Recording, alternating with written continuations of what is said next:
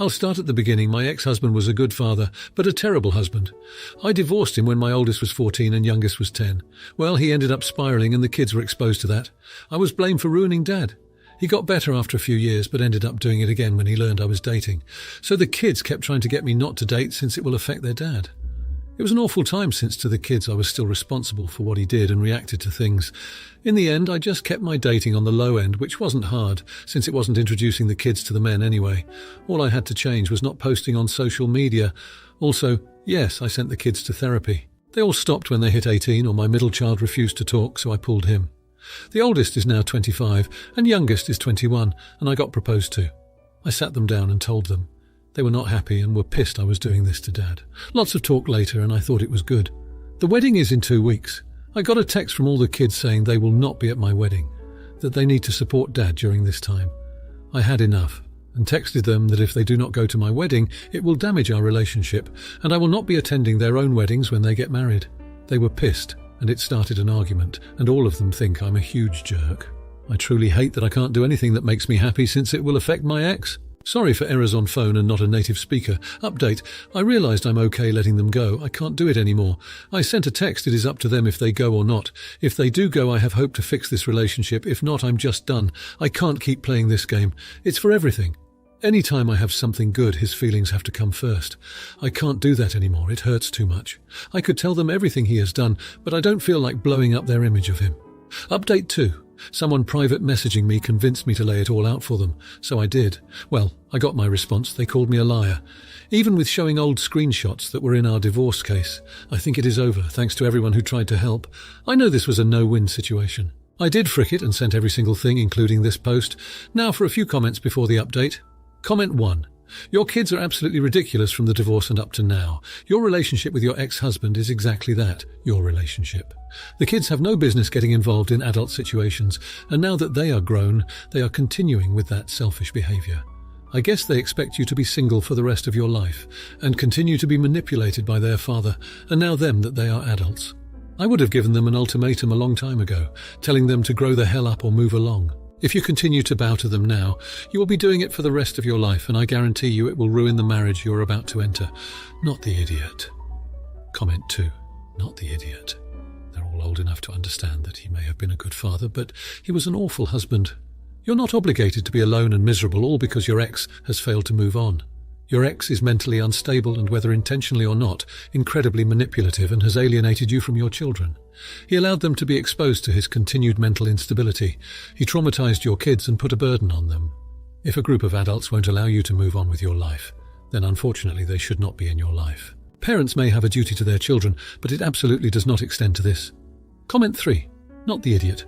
They are adults now and should realize that you're under no obligation to stay single to appease your ex. They're not the only people who have had parents divorce, and yet it seems like they can't get over it. And if after all this time your ex is still emotionally impacted by your personal life, then he needs to get on with his life and get help, because it is not healthy. Also, assuming that they want you to go to their weddings in the future, are they expecting you to go solo and not bring your husband? Now, for the update.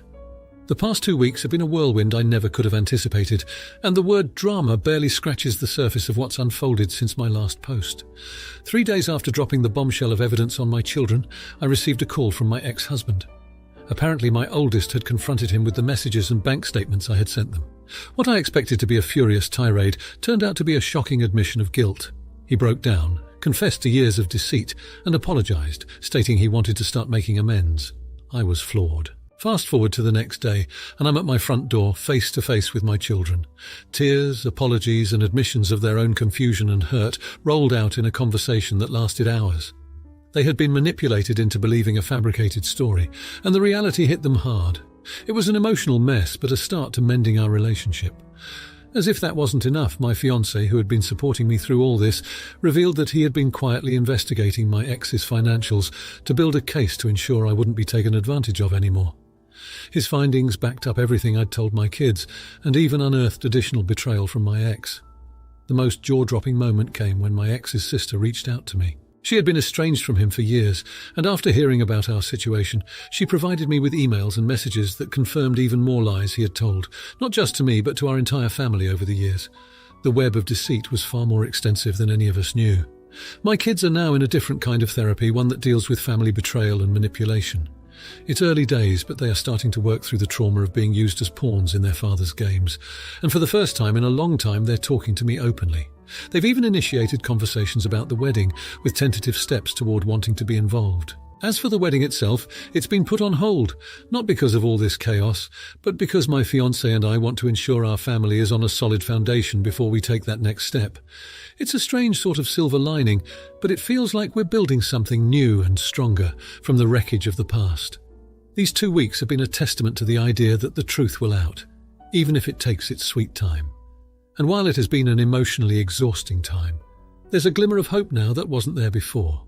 It's not a fairy tale ending, and there's a lot of work ahead, but for the first time in what feels like forever, it's a start. Now, for the comments. Comment 1.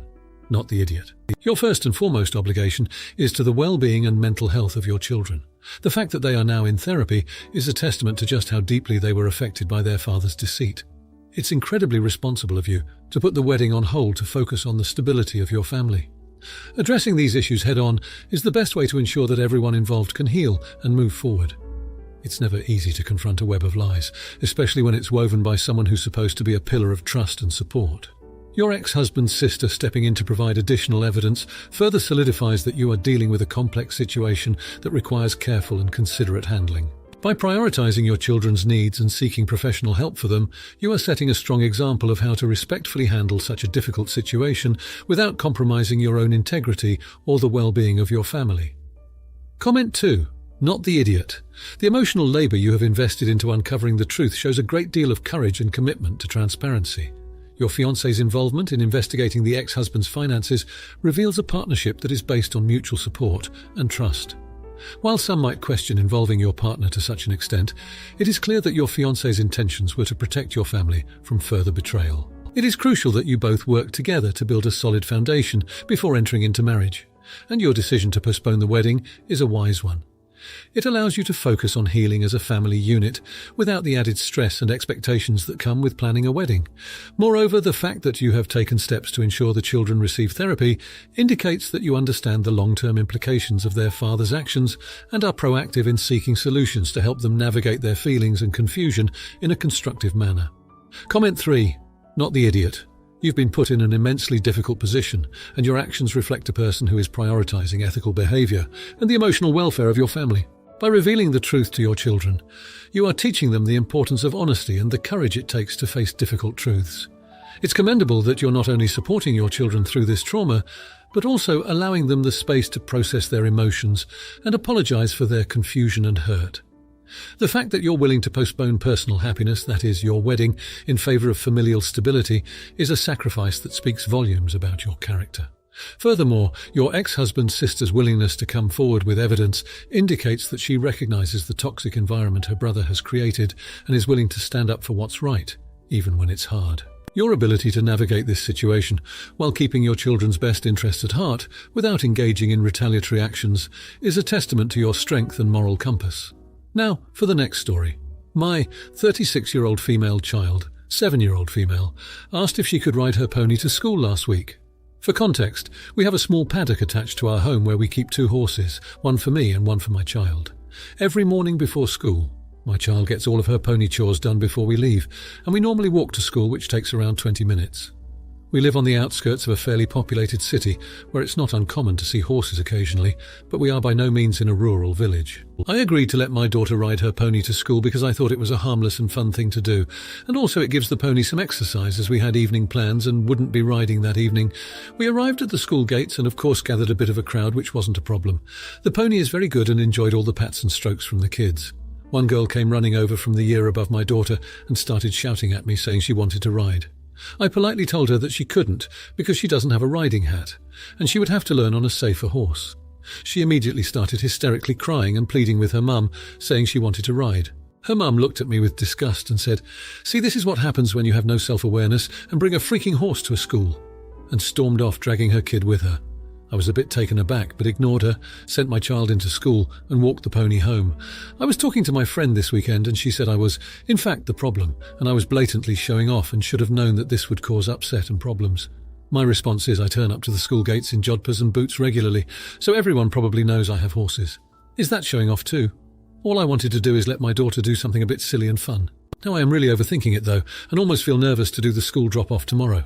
So am I the jerk for letting my daughter ride her horse to school? Edit. I want to clear some things up. Firstly, I'm based in England. Secondly, the pony never went into the school grounds.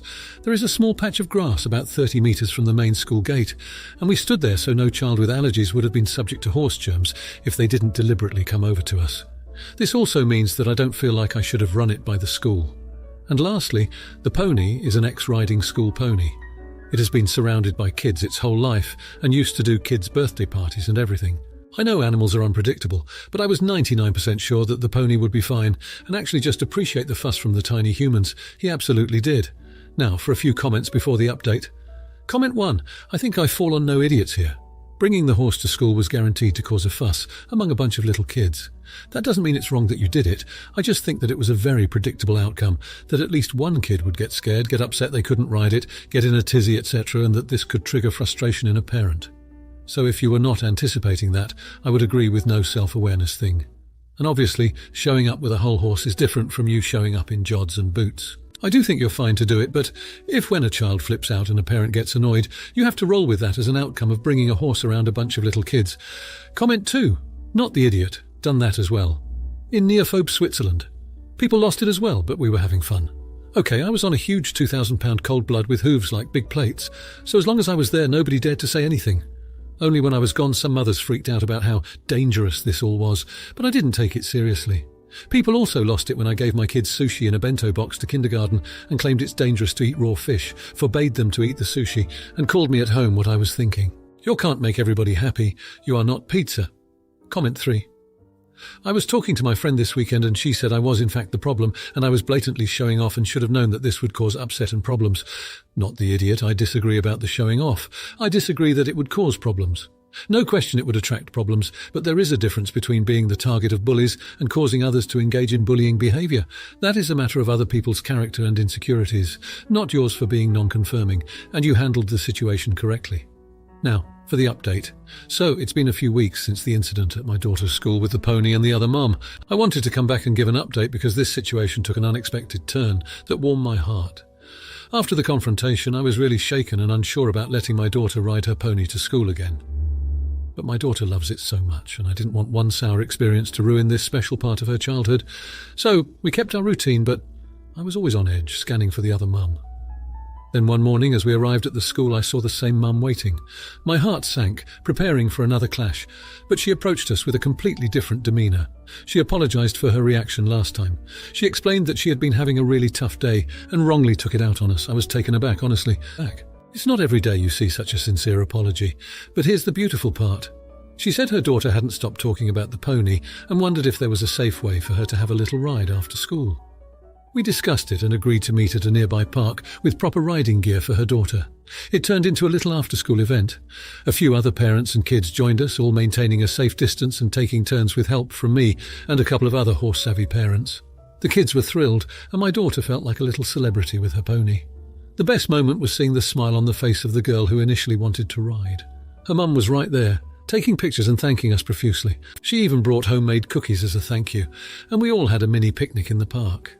The experience has turned into a regular thing now. Every other Friday we have a small gathering for the kids to learn about horses and take supervised rides.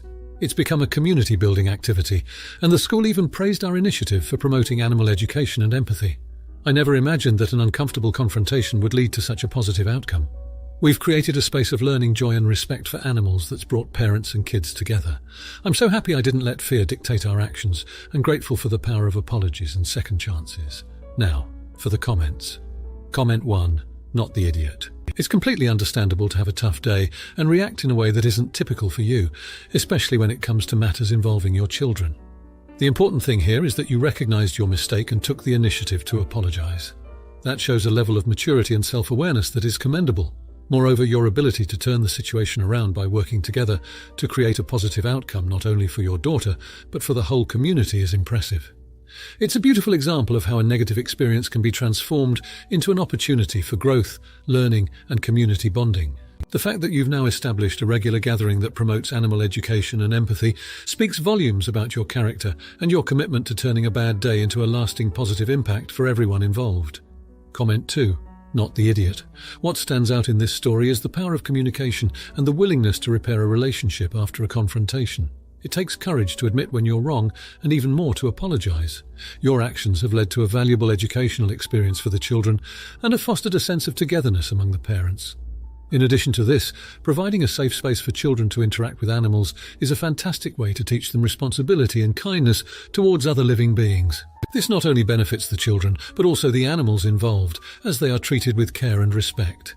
It's a testament to how a single act of reconciliation can spark a chain reaction of positive events in a community. Comment 3. Not the idiot. The resolution of this conflict is a testament to the power of empathy and the importance of giving people the chance to redeem themselves. Your initial confrontation, while regrettable, became a catalyst for a much-needed community space where children can learn about animals and where parents can connect. This initiative likely provides a unique hands-on learning experience for kids who might not have had the chance to be close to animals like a pony before. It's not just about the children having fun, it's also about instilling a sense of responsibility and educating them on proper animal care. This teaches them valuable life lessons about nurturing and compassion that will serve them well into adulthood. Your actions have turned an unfortunate incident into a heartwarming example of how a community can come together and create something wonderful out of a misunderstanding. If you liked this video, you'll probably like these too. Also, while you're here, please consider subscribing. It's your support that keeps this channel alive and allows me to make better and longer videos. Have a great day!